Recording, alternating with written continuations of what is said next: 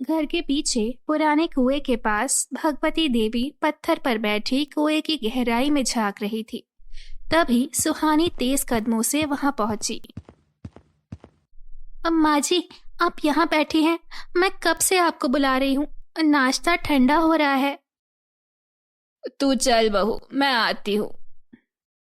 लेकिन माँ जी, रोज रोज आप यहाँ क्यों बैठती हैं? इस कुएं में ऐसा क्या है? तेरे जानने की जरूरत नहीं सुहानी, तू चल, मैं आ रही हूँ। ये सुन के सुहानी की उलझन और बढ़ जाती है। जरूर कुछ तो है, कुछ ऐसा जो माँ जी छिपा रही है, पर क्या? वो अपनी सोच में गुम अजय के पास आकर बैठती है। क्या हुआ? बड़ी गहरी सोच में हो। अजय, तुमने कभी सोचा है कि माँ जी हमेशा उस कुएं के पास ही क्यों बैठती है? नहीं, कभी जरूरत ही नहीं पड़ी सोचने की। शायद उन्हें वो जगह पसंद हो। मुझे तो कुछ और ही लगता है। कहीं ऐसा तो नहीं कि उसमें कोई खजाना छिपा है और माँ जी उसकी हिफाजत कर रही हैं? अजय ठहाका लगाकर हंसने लगता है। अरे सुहानी, तुम भी ना। अगर उसमें कोई खजाना होता तो हम इस तरह पैसे पैसे को मोहताज थोड़ी होते, और माँ कब का हमें दे देती।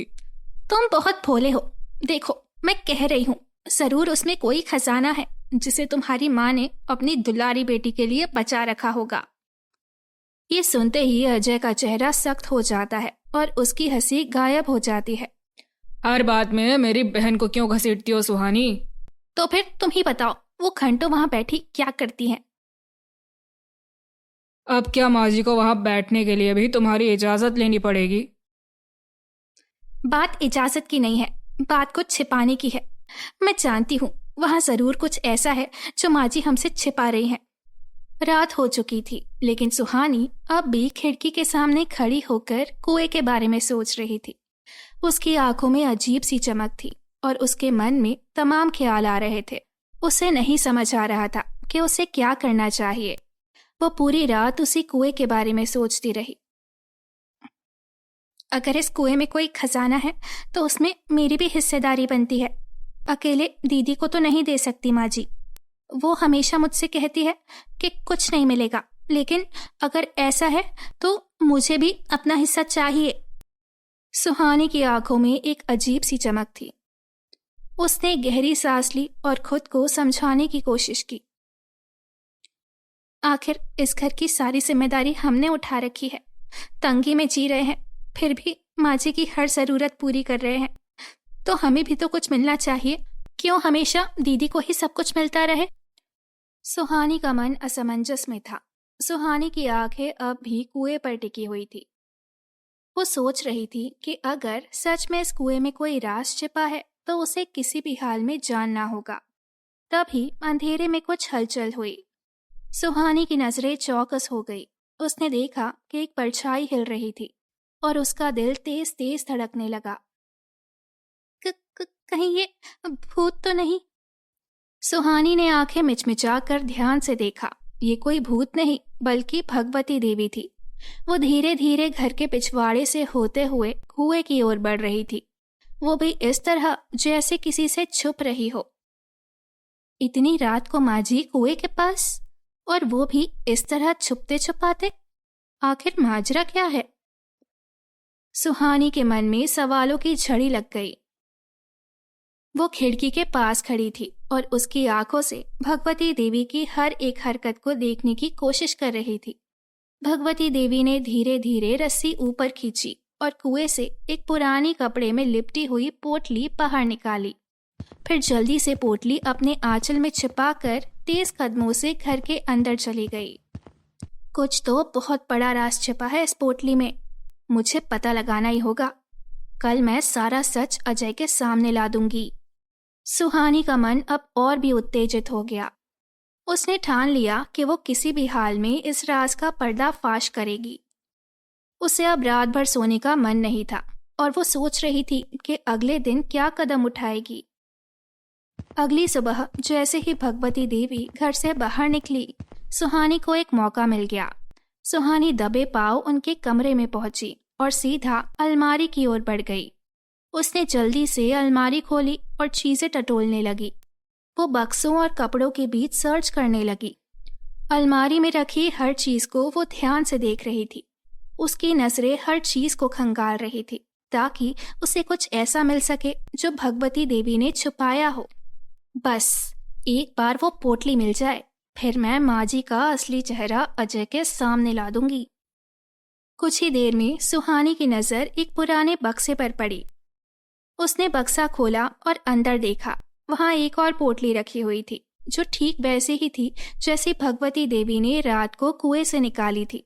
तभी उसकी नजर एक लाल रंग की पोटली पर पड़ी। यही वो पोटली है जो कुएं से निकली थी। उसने जल्दी से पोटली खोली, लेकिन जैसे ही उसने अंदर देखा उसका चेहरा उतर गया। ये क्या, कांच की चूड़ियां, लाल रंग की। उसके हाथ कांपने लगे। वो तो कोई खजाना या गहने समझ रही थी, लेकिन यहाँ तो कुछ और ही निकला। ये चूड़ियां कुएं में क्या कर रही थी? क्या माँ जी कोई तंत्र मंत्र कर रही है? कहीं ये किसी जादू टोने का हिस्सा तो नहीं? वो अभी इसी उधेड़बुन में थी कि तभी भगवती देवी कमरे में दाखिल हुई और सुहानी को अलमारी के पास खड़ा देखकर उनकी आंखें गुस्से से लाल हो गई। सुहानी, ये क्या कर रही हो मेरी अलमारी में? सुहानी घबरा गई। इससे पहले कि वो कुछ कह पाती, सास की नजर उसके हाथ में पकड़ी लाल पोटली पर पड़ी। वो झटके से आगे बढ़ी और सुहानी के हाथ से पोटली छीन ली। तुमने इसे छुआ कैसे? तुम्हें किसने हक दिया मेरी चीजें टटोलने का? सुहानी घबराकर एक कदम पीछे हटी, लेकिन अब उसका शक और भी गहरा हो गया।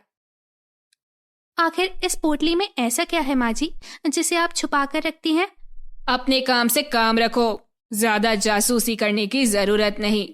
और आइंदा अगर मेरी अलमारी या मेरे कामों में दखल देने की कोशिश की तो अच्छा नहीं होगा। माँ जी, आप सच क्यों नहीं बताती? कहीं आप कोई जादू टोना तो नहीं कर रही है ना? बकवास बंद करो, मैं कोई जादू टोना नहीं करती। तो फिर ये लाल पोटली कुएं में क्या कर रही थी और आप उसे छुपा कर क्यों रखती हैं? तुम नहीं समझोगी सुहानी, इस पोटली के पीछे बहुत बड़ा राज छुपा है जो किसी की जान भी ले सकता है। कैसा राज माँ जी? भगवती देवी पुरानी यादों में खो गई। वो मेरी सबसे प्यारी सहेली थी, रूपा। वो इस गांव की सबसे सुंदर लड़की थी। उसकी सुंदरता की चर्चा दूर दूर तक थी, लेकिन उसकी ये खूबसूरती उसकी सबसे बड़ी सजा बन गई। गांव के जमींदार का बेटा प्रताप उस पर फिदा हो गया था, लेकिन वो पहले से शादीशुदा था। इसके बावजूद उसने जिद पकड़ ली कि उसे रूपा से शादी करनी ही है। तो फिर? रूपा ने मना कर दिया, लेकिन प्रताप ने धमकी दी कि अगर उसने शादी नहीं की तो वो उसके पूरे परिवार को जिंदा जला देगा। फिर क्या हुआ? रूपा मजबूरी में शादी के लिए तैयार तो हो गई, लेकिन शादी वाले दिन वो कुएं में कूद गई। ये आपने पहले क्यों नहीं बताया? क्योंकि वो सिर्फ एक हादसा नहीं था, वो एक गहरी साजिश थी। रूपा उस दिन कुएं में कूदी नहीं थी, बल्कि अपने प्रेमी के साथ भाग गई थी, और मैंने ही यह अफवाह फैलाई थी कि वो कुएं में कूद गई है ताकि कोई उसे ना ढूंढे और वो हंसी खुशी अपना जीवन जी सके। क्या यानी पूरा गांव झूठ में जी रहा था और आपने ये सब कभी किसी को बताया क्यों नहीं? क्योंकि जमींदार बहुत क्रूर था। अगर उसे पता चल जाता कि रूपा जिंदा है तो वो उसे मरवा देता, और अगर उसे ये भी शक हो जाता कि मैंने उसकी मदद की है तो वो मुझे भी नहीं छोड़ता। पर कुएं की कोई जांच क्यों नहीं हुई? कुआं बहुत गहरा है, इसीलिए उसमें उतरने की हिम्मत किसी ने नहीं की। सुहानी के लिए ये कल्पना से भी परे था कि उसकी सास इतने सालों तक इतना बड़ा राज छिपाए बैठी थी। लेकिन इस सब का उस लाल पोटली से क्या संबंध है? रूपा का एक भाई है जो उससे बहुत प्यार करता है। जब वो भागी तो घर वालों ने उसे मरा मान लिया। लेकिन उसका भाई हर साल उसके जन्मदिन पर उसकी पसंदीदा लाल चूड़ियां कुएं में डाल जाता है, इस उम्मीद में कि कहीं ना कहीं किसी न किसी तरह उसकी बहन तक ये उपहार पहुंच जाए। तो आप? हाँ, मैं कुएं से वो चूड़ियां निकालती हूँ और किसी तरह उसे भिजवा देती हूँ, ताकि उसके भाई का प्यार हर साल उसकी बहन तक पहुंचता रहे।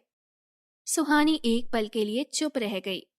जिस सास को वो लालची और झगड़ालू समझती थी, वो असल में अपने भीतर कितना कुछ छिपाए बैठी थी।